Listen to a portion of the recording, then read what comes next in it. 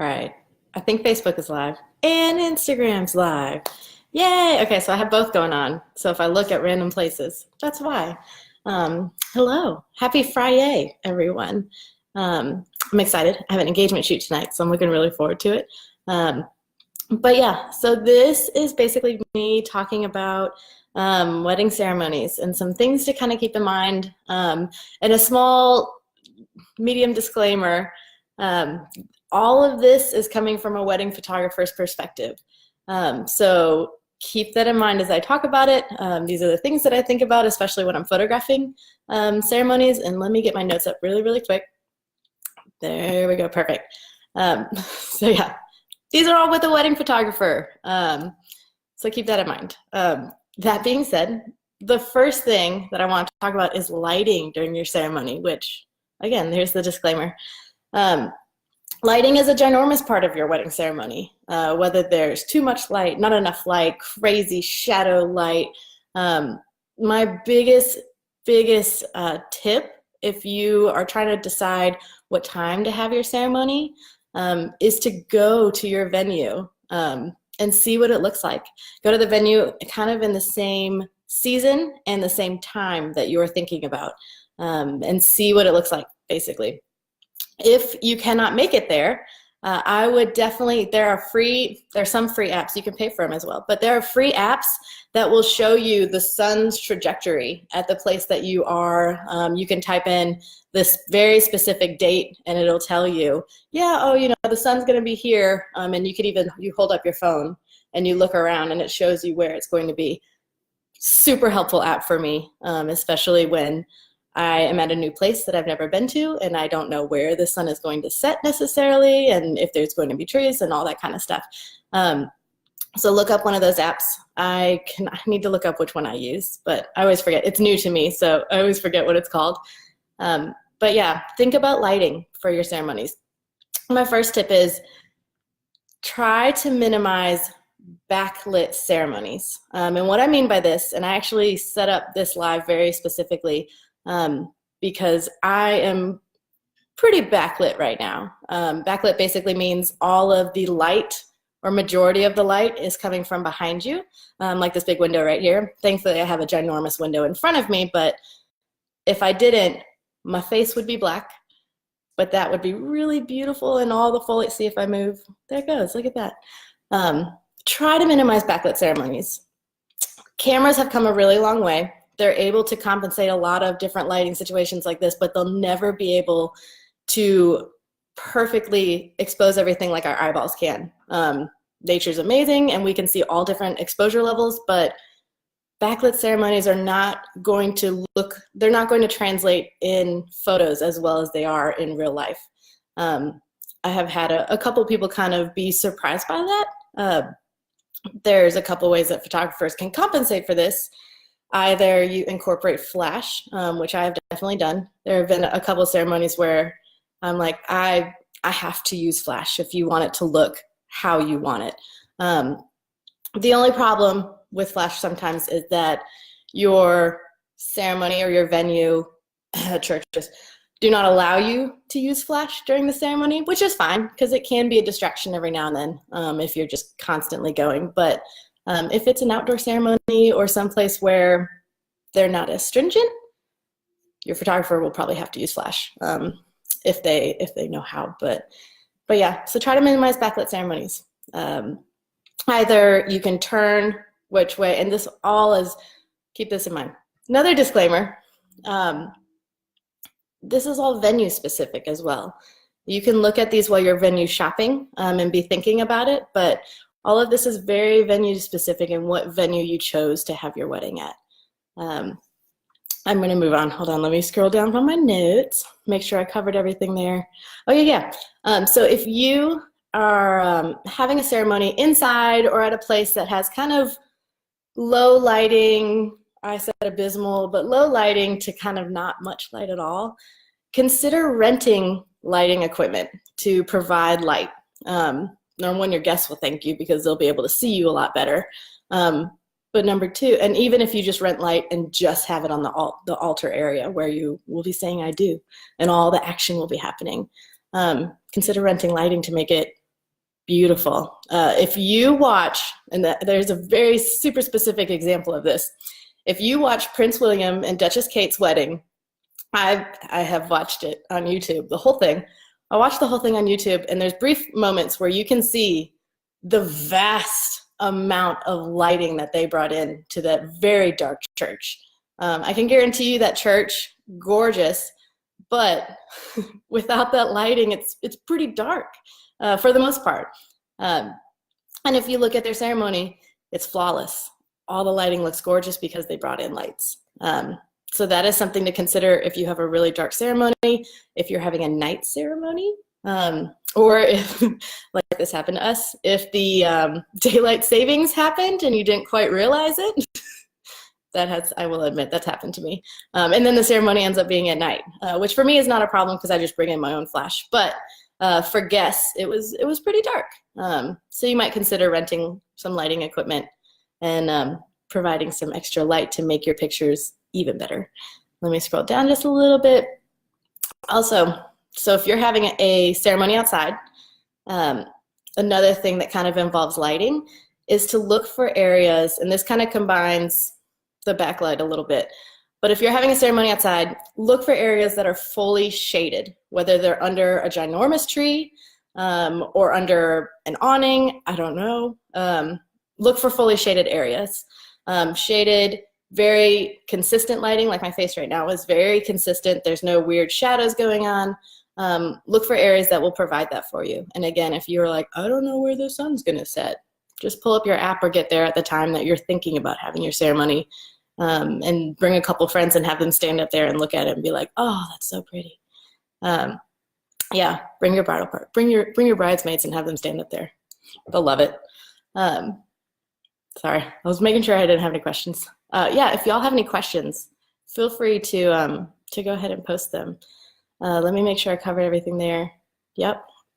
So next point is the background.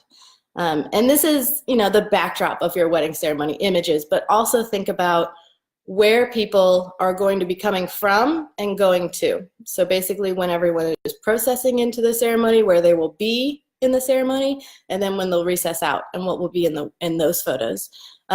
This has happened a couple of times, not a whole lot, but people will be processing into the ceremony, and there's like a trash can, just like a little old trash can that's sitting just at the end of the aisle or just off somewhere, that it's like, if we could just move that.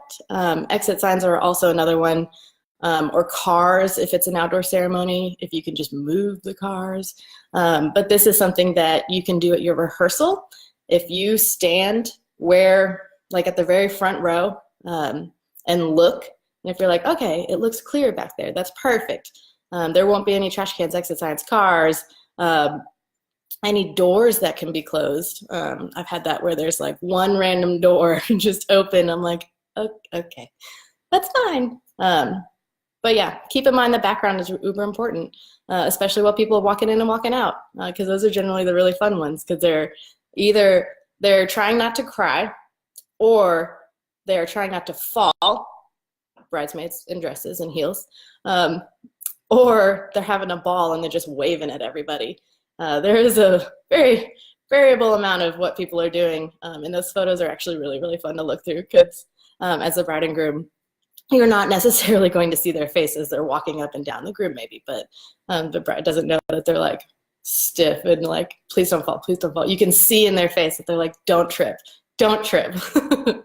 So anyways, so look at the background, look at the background of your ceremony space, also look at the background of where people are walking in and out. That's it. Next is signage.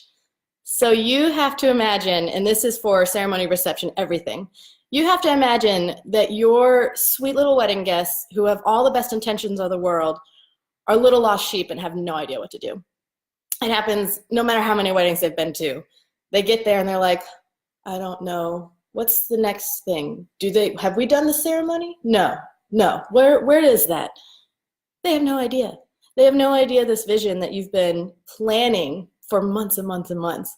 They're just showing up and they're super, super excited. So signage is super important for your ceremony, and even just reception after the ceremony, but just in general.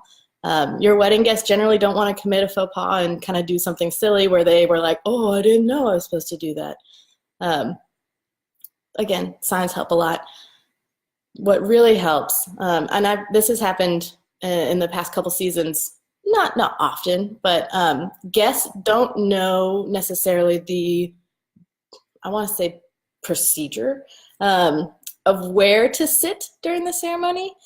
Typically the front row or the front 2 rows or whatever are reserved for family, and there's generally reserved signs. But for some reason, wedding guests are, they're scared to sit closer. So they will sit further and further back, and then there's going to be, like this happened recently where there were like 3 or 4 rows that were empty in the very front.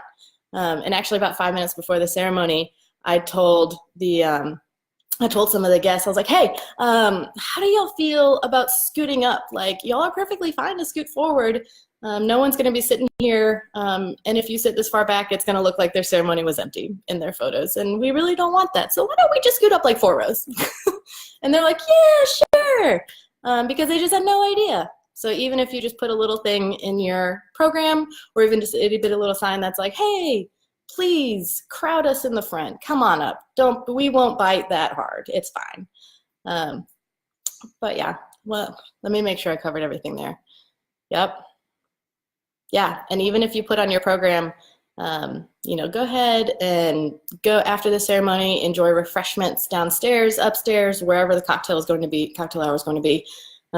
You just kind of let them know where to go. But kind of jumping off of signage, this is another one that I really hope continues to catch on and continues to be much more prominent, is an unplugged wedding. If you don't know what that is, I am going to be publishing a blog post about just ceremonies in general, but I'm going to be publishing a blog post probably this afternoon. And there's a video in it about an unplugged wedding, and it is the best video that I have seen that accurately describes what an unplugged wedding is, should be, why you should do it, and it's hysterical. But anyways, in summary, an unplugged wedding is basically where you're asking your guests to enjoy your ceremony the old-fashioned way, which is just with their eyeballs, and being present in the moment and putting their phones away, kind of letting them know, and this is where signage comes in, putting a sign up that, hey, we have spent quite a bit of money paying for this really good photographer who are literally doing all of the photography so that you do not have to. That sign right there, and like, hey, put your phones down and enjoy it with us. I can't even tell you, most of the ceremonies, plug ceremonies, they will just have, there's always just the phone right here. And it's like, oh, that was Aunt Susie, but can't see her face anymore because her phone is there. Anyways, moving on to that. Next thing to think about is utilizing your officiant to make announcements to, again, announce an unplugged wedding. If they can't read, which most people don't read anymore, so utilize your officiant to say, hey, put your phones away, enjoy it, be present in the moment, be intentional with this. Typically your officiant has a microphone on and can make announcements like, hey, thank you so much for coming. Cocktail hour is down the hall, or we will meet you at the venue, and it's called XYZ. We will have dinner there and dancing and stay as long as you like. They're really, really helpful. Oh, they're also helpful for making announcements that the family to stay behind so that we can do family photos. Usually I will make sure that the officiant announces that, because for whatever reason, even if you tell the family like, hey, if you tell them like the day before the wedding, hey, we're doing photos right after the ceremony, somehow they forget and they always wander off. Again, little lost sheet. Oh, hey, Melissa. Oh my goodness. Sorry, I got distracted. So going off of what the officiant, he usually has a microphone. And this is something, microphones are a necessity. Doesn't matter where your ceremony is. It especially applies if you're having a ceremony outside.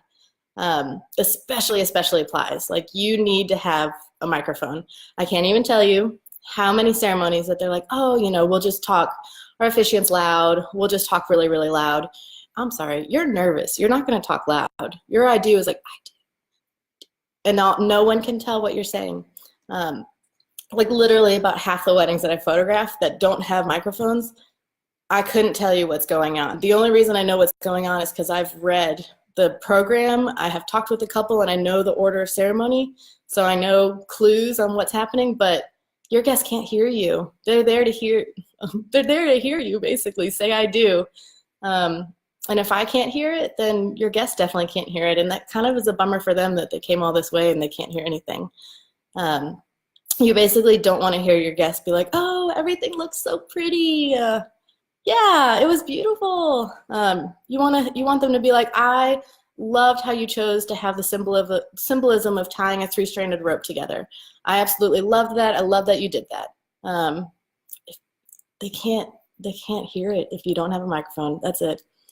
So this next one, I have proposed at different weddings, and some people get, I don't know, it's breaking a bit of a tradition, which I love it. I did it at my wedding, and I think it's a great decision, but I'm biased. Basically, what it is flip-flopping where you're standing from your parents. Does that make sense? So say bride is over here, groom is over here, having their parent opposite of them so that they can see your face the entire time. I kind of understand it, but I don't understand why everyone sits on the same side, because then your parents are literally looking at your back the entire time. And I'm sure they love their new child-in-law, but they love you way, way more, and they always will. And I know my mama and my husband's mama loved that they could see our face throughout the entire ceremony, and loved that we're sitting there like just like panic-stricken. They loved seeing that face, even though I was like, please don't say something stupid. Don't do a stupid face. Keep a smile. That was me. I overanalyze everything. But I had recently at my nephew's wedding, there were 25 people in attendance, which was amazing. But we did this at their wedding so that my sister could see her son's face, and my new niece-in-law, her mama, could see her face the whole time. And I think they really appreciated that. So this is something that I have recommended a few times, but some people get like, it's different. It's not tradition. But I think it's really, really beneficial. I also think it's really logical, but I'm a super logical person, so keep that in mind. One more tip that I haven't seen a lot, and I'm really hoping that it picks up in popularity, because it used to be popular, kind of, I feel like back in the 90s, is a receiving line. Hey, Ashley. Oh my goodness. And hi, Amanda. It is a good idea, Amanda. Thank you. I appreciate that. Receiving line is super, super helpful. It does take some time. So you do need to plan in your timeline for a receiving line, but, oh my gosh, Ashley's the cutest. Sorry, I got distracted. Receiving line is basically where the couple, and usually it's the people that are hosting the wedding, they basically stand there and every guest comes through and says hello, greets them, and it gives the bride and groom a chance to be like, thank you so much for coming. I really, really appreciate it. There are multiple benefits to this. The main benefit is you could probably go enjoy your cocktail hour after that. You would actually say hello and thank you to every single guest that comes to your wedding. Not every guest is going to go to your reception, either extenuating circumstances or whatever. Sometimes they just can't make it to the reception. They're feeling sick that day, they have kids at home, whatever. But having a receiving line, especially right after the ceremony, gives you a chance to actually see them and be like, oh yeah, they did come, didn't they? I forgot about that. So yeah, receiving line super beneficial. Let me bring up my notes because I moved it. Let's see. Oh yeah. Now, receiving line doesn't necessarily consist of long conversations. It's more just like greeting, thanking, like, oh, you're awesome. I've missed you so much. We need to see each other. I better see you on the dance floor. That is generally what it consists of. There are a couple times that you can do a receiving line. The first one is as your guests exit the ceremony space. You're basically at the exit preventing them from escaping and basically saying like, Hello, thank you for coming. I love you. Enjoy the reception. Let's go get food.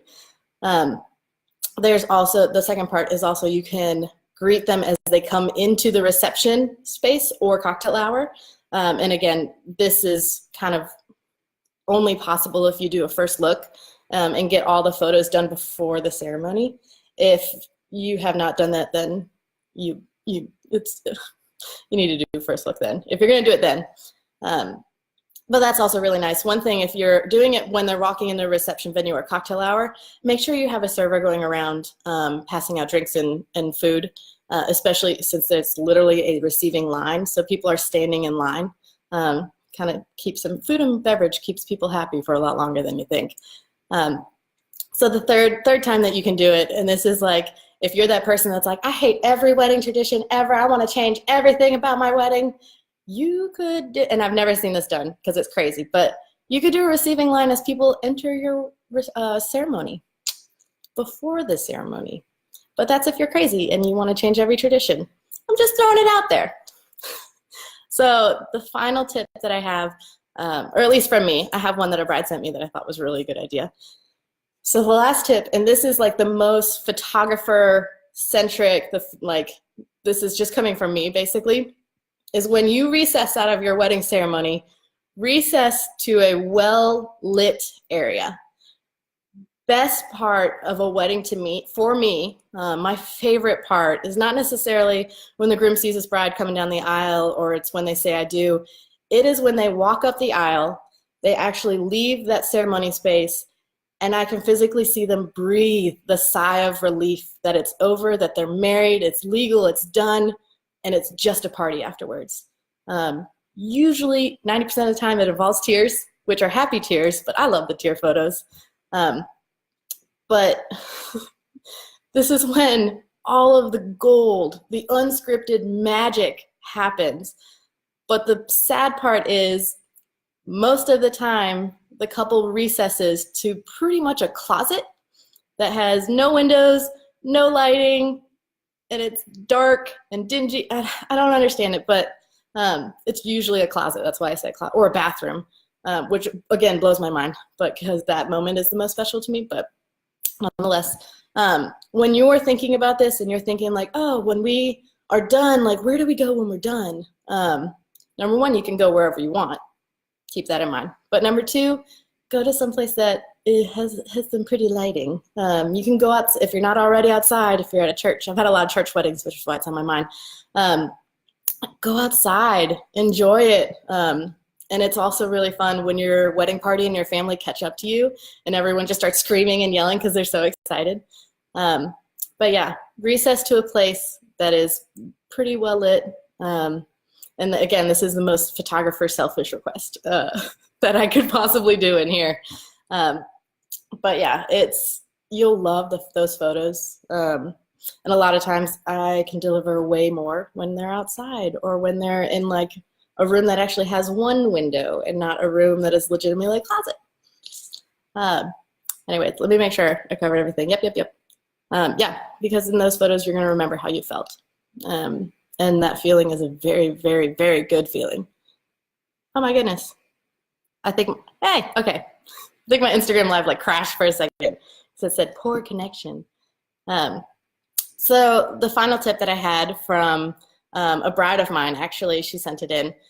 She recommended that when you're looking for a venue space and when you're like venue shopping, be prepared and look around. Be prepared to spend and splurge a little bit more at a venue that you don't necessarily have to dress up as much. One that is already beautiful.